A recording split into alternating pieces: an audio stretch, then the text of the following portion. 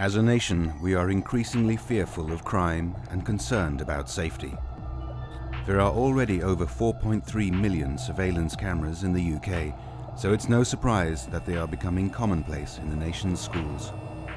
Alongside cameras, schools are resorting to a range of security measures, from innovative building design through to metal detectors and sophisticated tracking devices. If we opened up all the facilities that were available, mums and dads could look how many times their youngster had been to the toilet, what time they went, what they had for lunch, and we haven't gone that far. It sounds a little bit Big Brother that way, but we do use it to provide security and peace of mind for mums and dads and for children. We could make society completely safe by having cameras in everybody's home and cameras everywhere so people were watched all the time. The trade-off is people's freedom in that. Do we really want a situation where we're utterly safe and utterly watched all the time?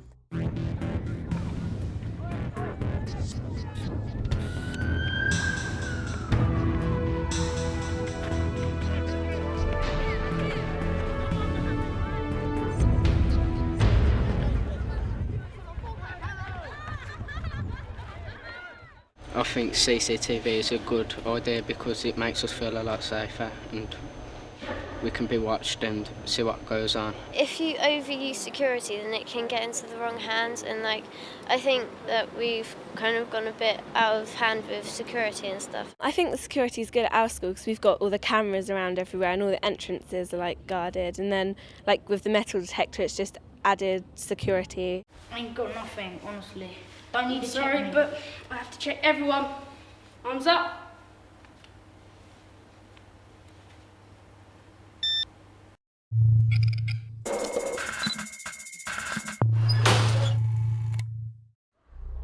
There is an argument that we shouldn't be over-vigilant of our nation's children.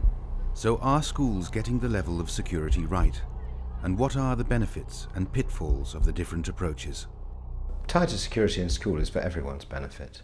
If you ask any parent what the first thing they want from their children's school, it's that their children are safe. And therefore we have a responsibility to make sure that the school environment is safe, but it also has to be safe for everybody who works there. An unsafe school is a place that a significant proportion of kids won't wish to go and are not concentrating while they're there on learning, but are thinking about their own personal circumstances. So having a safe environment is absolutely critical. Children need to be protected sometimes from the outside world. I think schools can be a magnet for burglary certainly, and sometimes for people who would do them harm. And I do think we need to get that level of protection right. But the idea that within school you need to protect children from each other all of the time is quite dangerous. Nevertheless, securing schools has presented opportunities for the private sector. The market for school security is growing rapidly. It's huge. There's 30-odd thousand schools in the UK.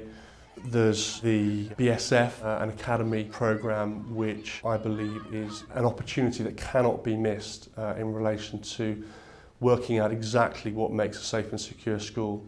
What I'm recommending is looking at how do we create a safe environment. We're looking at CCTV, we're looking at physical security as in gates, grills, we're looking at access control. The government's Academies scheme has provided an opportunity for a range of innovative security measures to be put into practice in schools, and Grace Academy in Solihull is no exception. We have a responsibility, a duty of care to the parents of, the 1,200 odd youngsters in the building. We want the parents and the community to feel that when those children walk through those gates, they are going to be well looked after in every way possible.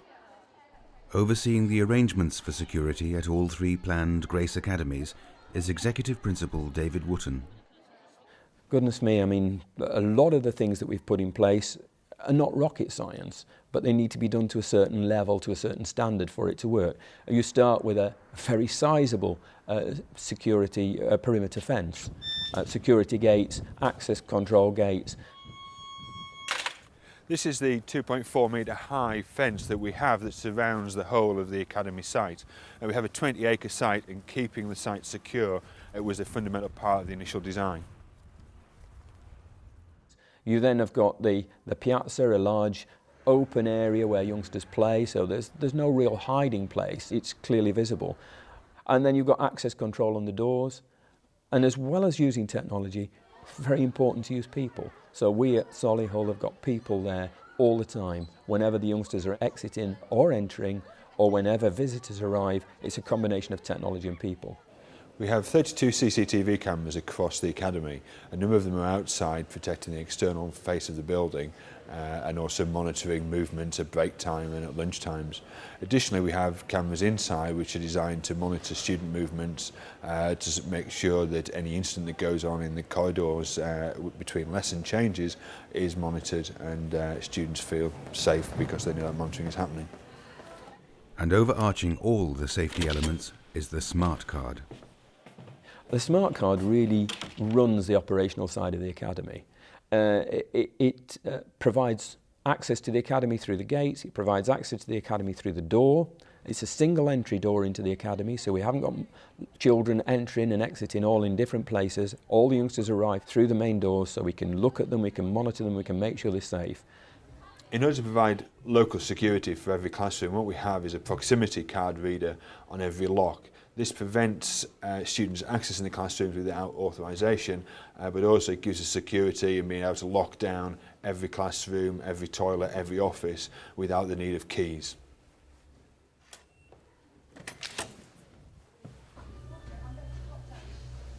I suppose really in terms of security you think of some of the worrying things that really happen, and in terms of Solihull, we've got a lockdown procedure that's brilliant. No one can access any room off a corridor that's got children in unless they have a smart card, and if we move to lockdown then the whole school remains inside their classrooms with their teachers until the signal's given. Now we've never had to use that, hopefully we never have to, but it's a nice procedure to have in place. A lockdown situation in a school is looking at it from the wrong perspective, if I may say. The reason being that you're locking down the school after the terrible incident has happened. My focus is on stopping the terrible incident happening in the first place. If I was 14, 15 at school and I was told by the head teacher in assembly that we had a new lockdown facility, that would make me quite fearful, I think. Nevertheless, Grace Academy is convinced of the value of smart cards. The incidence of bullying has reduced quite significantly, and the incidence of vandalism has reduced to zero virtually. It does mean that youngsters using the smart card have got the security of knowing that staff will know where they are all the time and they'll be able to be there to help. The other one, of course, with the smart card is it controls registration, and instead of registering youngsters in the morning and the afternoon, we actually register youngsters every hour. So we know whether youngsters are late, we know whether youngsters are on time, we know whether they're there or not. So internal truancy and the dangers of safety that go along with that are very, very much reduced. I think people's fertile imaginations have provided a very good marketing tool to manufacturers of the latest gizmos on the market. People are concerned that children will be abducted when this is really a pretty groundless fear. They're concerned that children themselves can't be trusted to get themselves from A to B. I think there are so many popular concerns about children that all someone has to do is come up with a gizmo and claim that they can deal with it, and they'll find a market for it.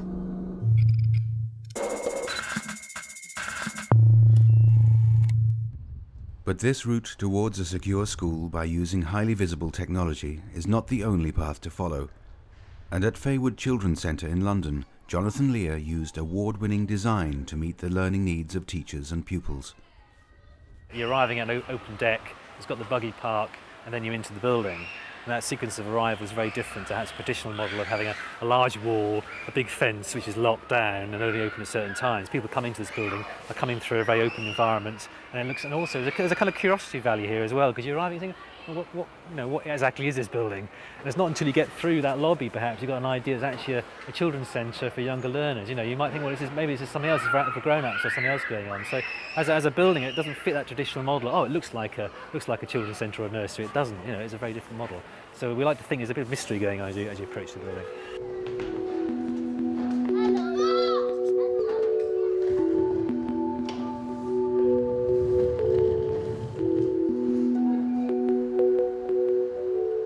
We wanted a building that was sheltered from above, so we've got this beautiful roof, but that wasn't sort of bricked in or sort of panels of glass or anything like that. So we wanted the children to be able to feel that it was hot today or cold or windy or wet, all those sorts of things, and that they were able to see what was going on in their community. We looked at how to approach a nursery and a children's centre very differently to the standard model. The standard model is a bungalow, effectively, in a large grassy site with a 3-metre high fence around it. They wanted a very high fence here. That's a very intimidating environment, not only for someone arriving at the building for the first time, but also for the children to actually be actually taught in and actually play in. And so we've actually taken that model and made the outdoor play environment part of the building itself. So the security fence is actually full height right to the eaves of the building. So in fact, the play areas are no longer external, they're fully covered, which gives the children much greater access to the outdoor environment and improves their health. The parents are quite reassured because they can walk past at any time and see their children in there. And because of the outdoor environment, it does encourage that sort of independent learning. You can't catch us! The way the skin works, because it's actually quite a fine grain to the weave of the mesh, from the inside it looks quite transparent. When from the outside it becomes slightly denser and you see less of activity within the building itself until you get right close up. So it actually has a very subtle effect on transparency. You've got a sense of being secure and a sense of being private, but actually you can actually see out and see the world around you. Once you're in the building, you're in a safe, secure, effectively a safe, secure shed. I mean, this is a very well-designed, light, airy box, but once you're within it, the children and the staff are safe. So therefore, it's all about designing that control as you come in through the front door. Once you're through the control, it's a safe environment.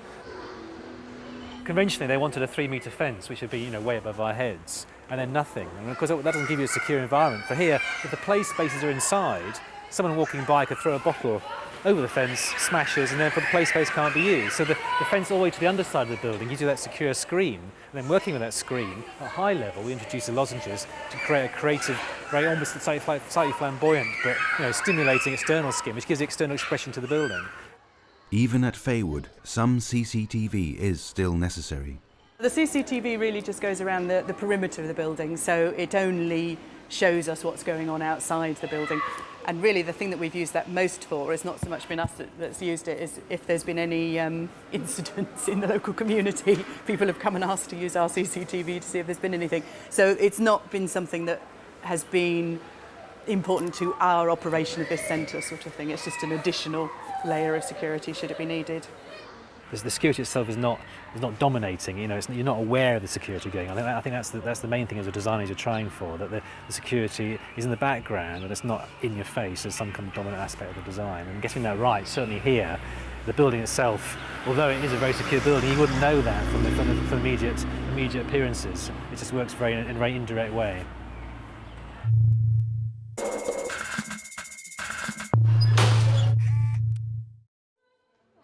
Unlike Faywood, where they choose not to use surveillance for internal monitoring, at Grace Academy they believe technology provides new ways of safeguarding students.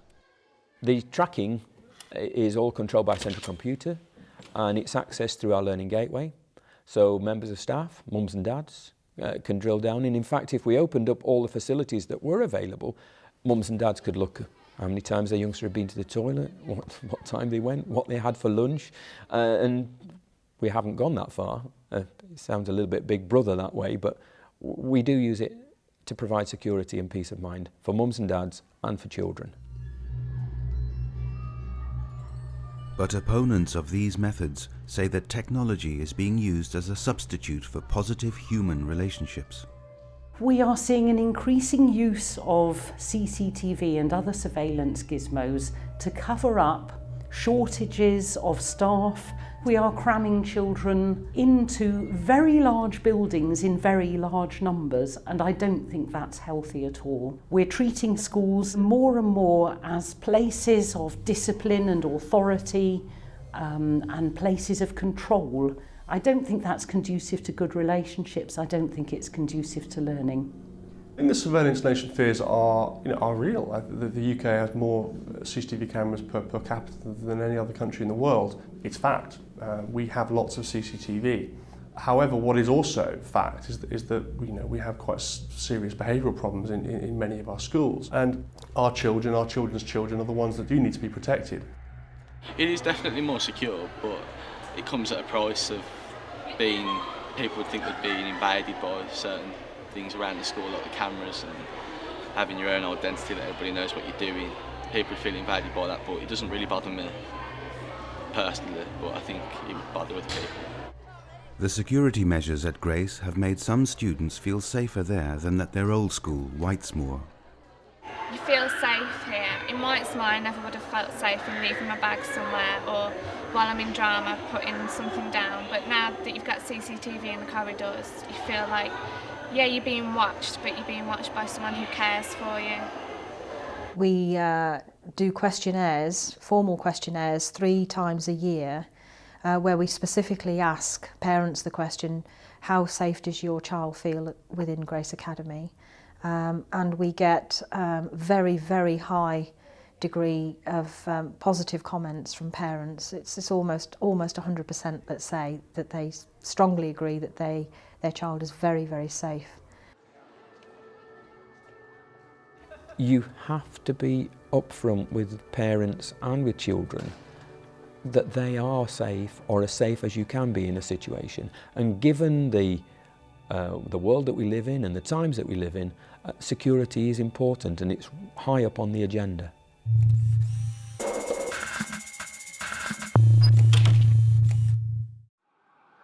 Knife crime is high on the agenda in the city of Southampton.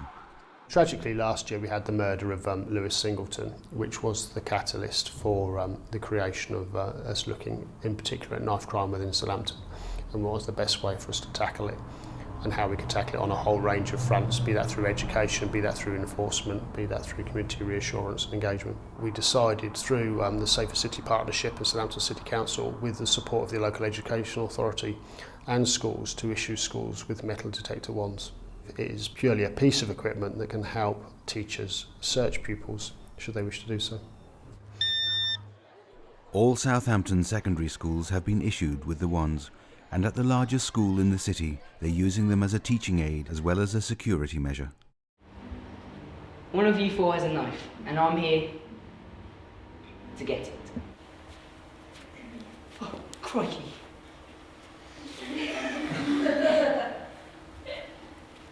Why'd you always pick on me? Head teacher Susan Trigger is staunchly in favour of the council's approach. The opportunity to have these free resources was voted on and seen to be a very good idea. It's just another tool in our range of like equipment. You know, it's not something that we have to do. Shut up, man! I'll rinse you. I don't have a knife. I think it just adds another level of security to the school. Makes us feel a bit more safer, even though it's a very safe environment already. Not to my knowledge been used so far, which is a good sign. But just in case if anything does crop up, we have them to use. I've had a number of complaints. Numerous complaints. The one is you is carrying a knife. What are you looking at me for? I wasn't looking at you in particular. Bad-mouthing. We had, in every performance, we had a teacher with a metal detector looking for a concealed weapon. How do you feel about that in the school situation? I mean, I wouldn't have a problem if I was suspected carrying a knife being searched by a teacher, which I don't. Like, you know, I don't carry knives. But if I was, I wouldn't have a problem with it, because it's like they've got to do their job and they've got to protect the pupils and themselves and other teachers. I think it might be a bit bad because it might distress the pupils and their parents, and that might have a lack of pupils coming to the school the next year, and then same goes because they'll be afraid that there might be a knife in there somewhere and they just haven't got the person yet. I think previously there's been problems with students not wanting teachers to like frisk them and stuff, and I think this new metal detector's overcome that problem, and I think most students they won't have a problem with being swiped by the metal detector, because if it's going to save them from something later, then it's going to be worth it. I'm not persuaded that that's an answer to any problem. You introduce metal detectors in schools and you turn the school into a sort of fortress. Kids will be very smart about getting around that. I'm not aware, for example, that the carrying of knives within school is a major issue. Heads that I talk to don't describe that as commonplace or a major problem, or the use of knives within school premises. If you had a metal detector, I think they would dump them in or hide them on their way to and from, if they're carrying them. And like so many schools these days, Bitton Park School is equipped with a full complement of CCTV cameras. Over the last couple of years, there's been a significant investment in CCTV, probably made easier by developments in technology, because it's now recorded to hard drive that rewrites itself every 7 days, and it covers most of the major entry and exit points within the school, but also in the corridors as well. I think we found from experience that the students like that, there was initial concern from them. They felt that Big Brother was watching them, but we don't actually watch the CCTV cameras as much as they think we do. I can understand schools having CCTV cameras for external security purposes, and we do have a lot of burglaries in schools. But I do not understand the need for CCTV within school during school hours simply to watch children. I think it's excessive. I think it's a dangerous policy. Schools aren't prisons. You're there to learn. You're there to be happy, and you won't learn if you're not happy and feeling safe and secure. And if everything you do is monitored and granted access or not, it leads to an environment which I don't think personally is that great for learning. The perverse consequence of having more CCTV, more checks, the surveillance society, is that it makes the environment that we inhabit seem less and less safe. Why do we have all this equipment surrounding us? Why are we being watched all the time? Is that not an indication of the fact that it's not a safe environment? So the best solution for feelings of unsafety, of risk in an environment, is to increase the level of dynamic security, by which I mean human interaction which is trusting. And that's what we tend to be throwing away. And that's where we need smaller units where the teachers know the kids and are trusted by them, and know when there is risky behaviour going on and know how to respond to it in situ. But despite many people's concerns about the surveillance society creeping into our lives, some young people have grown accustomed to being watched. Teachers can't be everywhere at the same time, and we need that CCTV to see anything that is worrying, and it's just all about that safety really, so I think it's good. I think it's useful, us all knowing that there is CCTV, because then it will encourage us in the first place not to do it, so we won't get to the later stages. Well, when we first got CCTV, I hated it because it's just a thought of people watching you 24/7, and it makes them feel weird. But now, it takes getting used to. But I think it's good now, because now if someone does something, even if they try and deny it, they can't, because we've got proof. I think children always regard the environment they're growing up in as perfectly normal, and to take it to its extreme, if you talk to children who've been abused, a lot of the time they didn't report it because they didn't realise it was abnormal. They assumed life was like that for everyone. And I think in the same way the children get used to being watched by CCTV cameras and being monitored by systems to see what they choose for their school lunch, and it never occurs to them that it's quite intrusive behaviour and quite difficult to justify.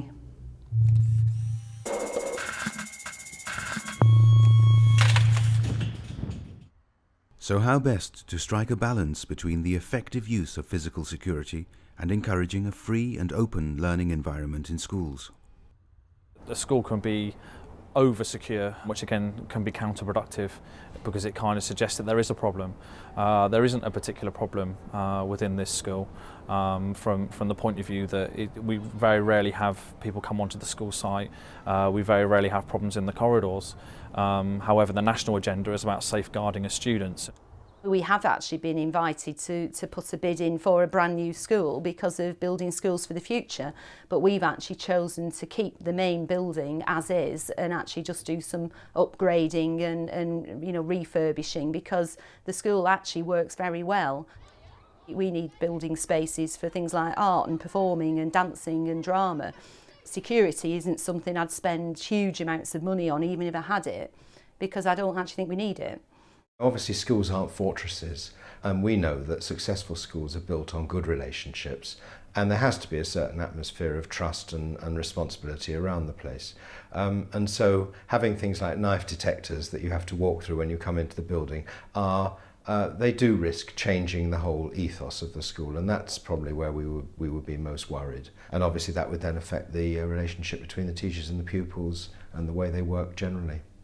Security, it was an integral part and a very, very important part of what we wanted to achieve. We're trying very hard at this academy, not just to create educational excellence, but we want to create a place where children are valued, secured and can grow, and it's about creating that right climate and that aspiration, and security is integral to that. For all that modern technology can do to make a school secure, some remain firmly convinced that the best way to encourage a safe and productive environment is to build on the crucial relationship between teacher and pupil. The ideal school is a human scale school where there are personal, long-lasting, trusting relationships between the staff and the students. And if you're saying that fingerprinting or whatever is the necessary corollary of very large schools where people don't know who is whom, then the thing to do is to change the size of the school unit so that there is a more continuous relationship between the adults and the students. That's the essence of all constructive relationships in a learning environment.